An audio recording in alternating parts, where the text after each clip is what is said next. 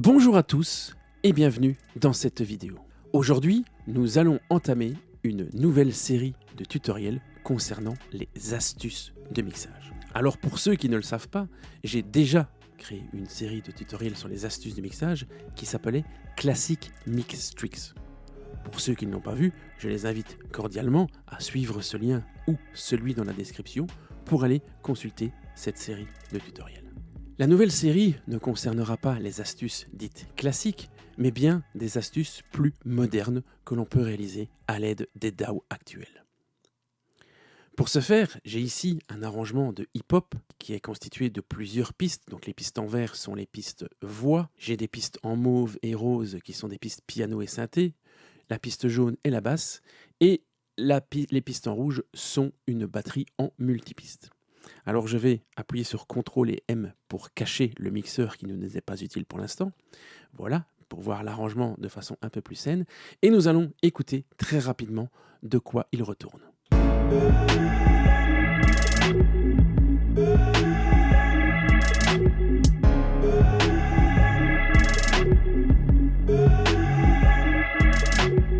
Voilà donc, dans ce tutoriel, nous allons essayer de grossir notre kick, essayer de lui donner un peu plus d'infrabasse, un peu plus de texture dans les extrêmes basses.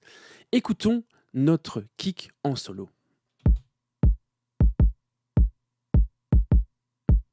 On remarque que celui-ci est tout à fait correct et il a une bonne quantité de basse, mais on serait en droit, dans ce style de musique très chill, d'avoir une espèce d'effet wow dans les infrabasses. Et donc, avec cette astuce, nous allons directement entrer dans le vif du sujet et grossir notre kick dans les infrabasses. Comment faire ? Je vais d'abord créer une nouvelle piste à l'aide du raccourci clavier CTRL et T. Je vais nommer cette piste, par exemple, Sub Kick, et je vais placer sur cette piste un effet qui sera un effet JS intitulé le Tone Generator. Alors, lorsque je vais l'activer sur la piste, vous allez entendre un bruit continu. C'est tout à fait normal, c'est le but du Tone Generator. Donc, on entend bien le tone, je vais le baisser pour l'instant. Voilà, j'ai réduit la quantité de tone, il n'est donc plus audible.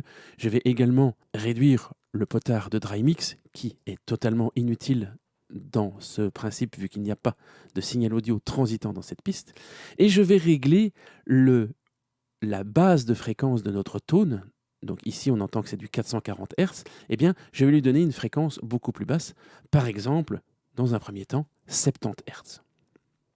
Je vais remonter progressivement le potard de wet. Et nous entendons donc une grosse sinusoïdale à 70 Hz. Alors, j'espère que vous écoutez au casque ou sur de bonnes enceintes parce que 70 Hz est très bas. Sur un téléphone, vous n'entendrez pas, bien entendu. Donc, essayez d'écouter ça au casque. Bien entendu, si je lance mon plugin, eh bien, j'ai une espèce de sinusoïdale continue à 70 Hz qui n'est absolument pas pertinente et c'est pas du tout ce qu'on veut. Donc, nous allons faire en sorte que cette sinusoïdale ne soit jouée que lorsque le kick impacte, et donc lorsque le kick donne un coup. Comment faire ? Je vais commencer par créer un routing entre la piste de kick et ma nouvelle piste sub-kick. Pour ce faire, je vais simplement glisser, déposer le bouton route dans la deuxième piste. Alors pour ceux qui n'auraient pas le bouton routing, vous pouvez le trouver ici sur la console de mixage affiché en bas de votre écran si vous appuyez sur CTRL-M, ou vous pouvez regarder mes tutoriels sur les préférences et les apparences pour savoir comment afficher ce bouton. Donc créons notre routing, je le glisse et dépose simplement dans l'autre piste, et nous allons configurer maintenant notre send pour qu'il soit idéal à notre astuce. Nous allons donc le switcher en pré-fader post-FX, ainsi si je modifie à un moment donné le volume de mon kick qui part dans mon master, eh bien je n'impacterai pas la quantité de signal qui sera dérivé dans mon sub-kick.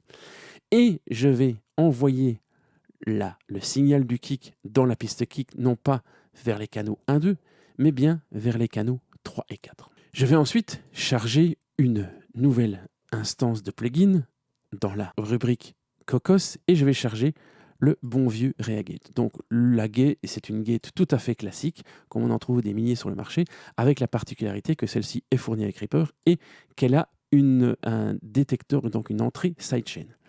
Utilisons donc cette entrée sidechain comme détecteur. Donc choisissons Auxiliary Input. Assurons-nous bien que les entrées auxiliaires sont bien affectées aux canaux 3-4 sur lesquels nous venons d'envoyer notre déréverbération de signal. Augmentons un petit peu le threshold ici et ouvrons un petit peu le release.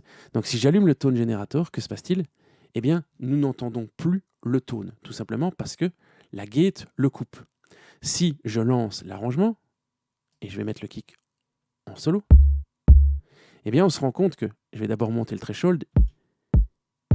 Ici, en toutes circonstances, le threshold étant trop haut, mon kick ne permet pas d'ouvrir la gate. Et je vais ici réduire le threshold jusqu'à ce que mon kick ait suffisamment de volume pour ouvrir la gate.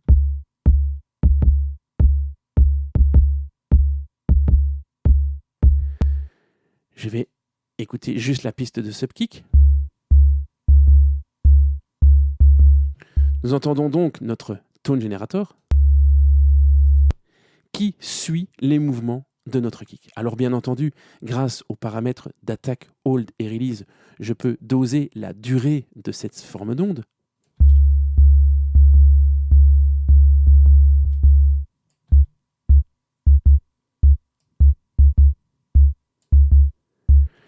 Je peux donc doser ceci à ma guise. Je vais augmenter un tout petit peu le volume pour que vous entendiez mieux. Et je vais mettre pour l'instant un release autour de 300 millisecondes. Réécoutons en contexte avec et sans notre subkick.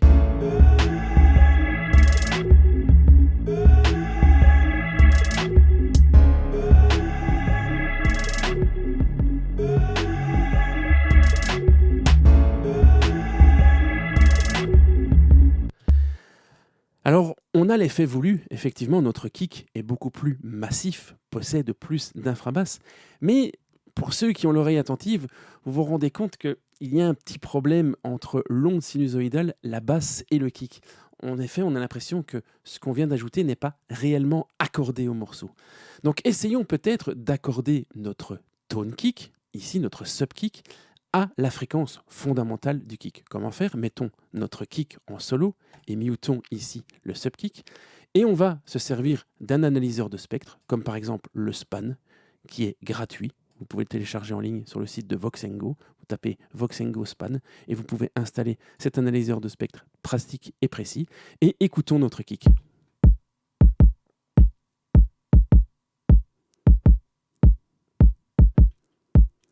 Alors on constate que la fréquence fondamentale, donc la première bosse, si j'oserais le dire ainsi, est plus ou moins autour de la note qui est marquée ici, donc la note La à 50 Hz. Essayons de régler notre subkick, donc notre tone generator, à cette fréquence. Donc je vais mettre la note de base à La et je vais réduire de 3 octaves. Écoutons.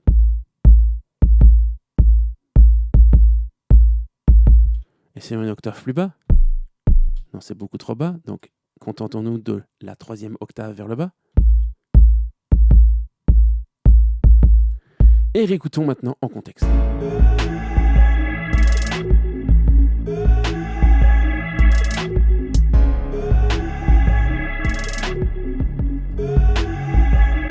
On a quelque chose de beaucoup plus musical et on va se permettre de rallonger un petit peu la note.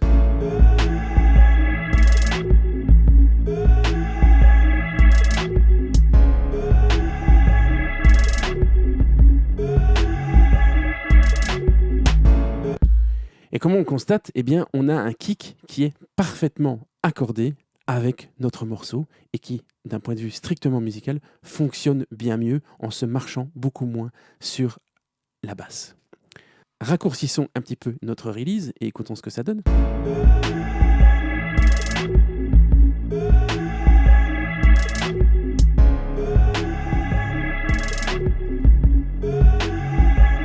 Je ne sais pas si vous entendez, mais on entend vraiment cet infragrave, cette sinusoïdale qui remplit le spectre et qui donne l'effet très waouh qu'on peut avoir dans la musique de club. Alors, il y a d'autres façons de faire, et c'est ça l'avantage des Reaper, c'est qu'ici, nous avons utilisé un tone generator, donc une simple sinusoïdale, mais nous pourrions utiliser d'autres ingrédients. Je vais bypasser ici la tone generator et je vais laisser le Reagate enclenché et je vais mettre le Send MIDI Open Close Note en marche.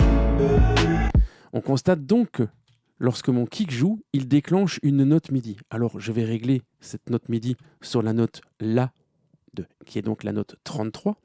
Et derrière cette gate, je vais placer, eh bien pourquoi pas, un instrument virtuel. On va utiliser le simple Reasynth qui est fourni avec Reaper. On constate donc qu'ici, notre note MIDI génère du son dans notre Reasynth. Alors, comme tout à l'heure, on peut doser la note MIDI grâce à notre attack release. Et on a encore en plus les paramètres du synthé. Et l'avantage de cette technique, eh bien, c'est qu'on peut rajouter d'autres formes d'ondes.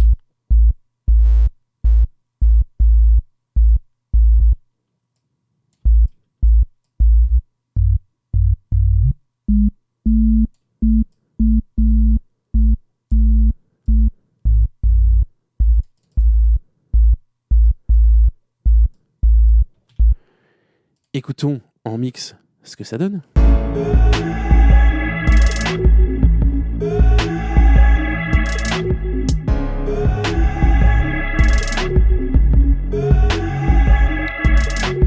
Nous avons donc quelque chose qui fonctionne également et nous pourrions aller encore un pas plus loin. Pourquoi ne pas utiliser un autre synthétiseur, comme par exemple Massive, avec lequel je vais choisir un preset de basse, par exemple Analog Bass. Prenons ici Below et écoutons de quoi il retourne.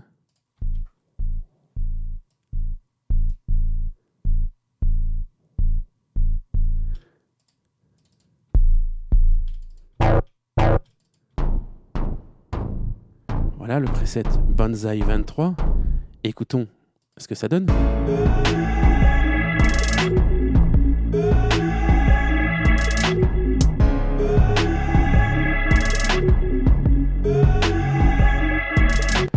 Voyez donc que les possibilités sont assez ouvertes. Alors allons un petit peu plus loin, parce que nous avons ici dans notre arrangement finalement une basse. Écoutons ce qu'elle joue.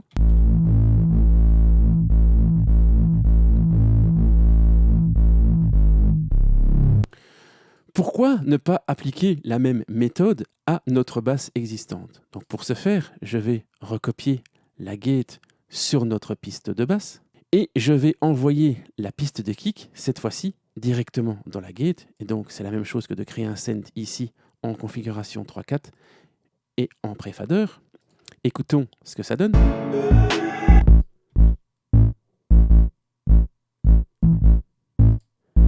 Ouvrons un petit peu plus le release.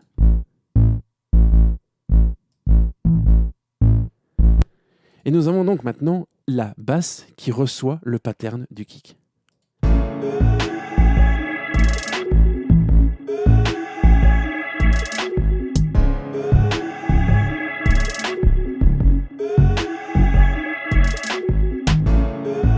Contrairement à, rappelons-nous,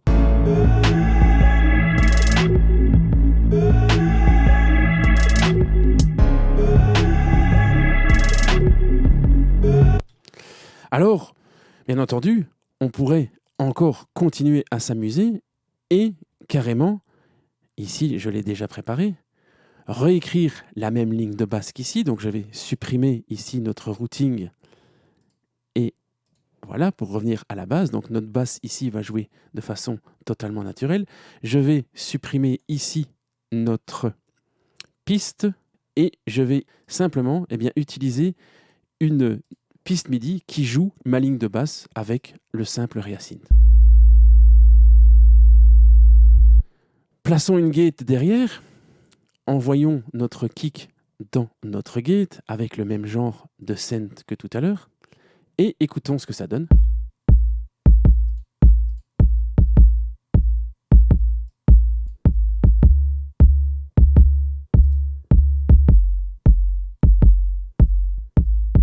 Donc ici, on a le même effet que tout à l'heure avec notre tone ou avec notre synthétiseur, à la différence que comme la basse change de note et suit donc les notes de cette basse-là, eh bien, notre kick nous donne l'impression d'être accordé à notre arrangement. Écoutons en contexte.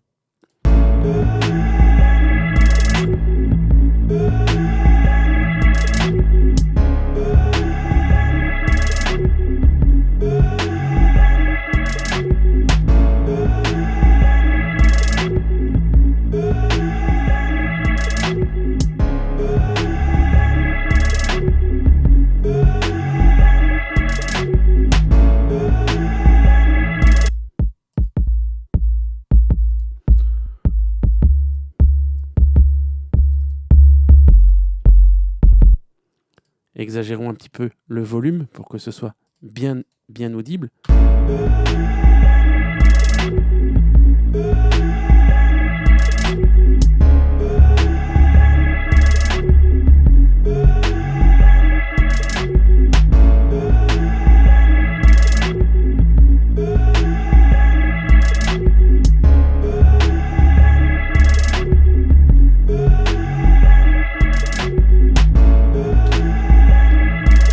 Et voilà, vous avez donc ici, avec cette astuce qui peut être multipliée sous diverses façons, beaucoup de portes ouvertes pour grossir et décupler la puissance de votre kick dans les infrabasses.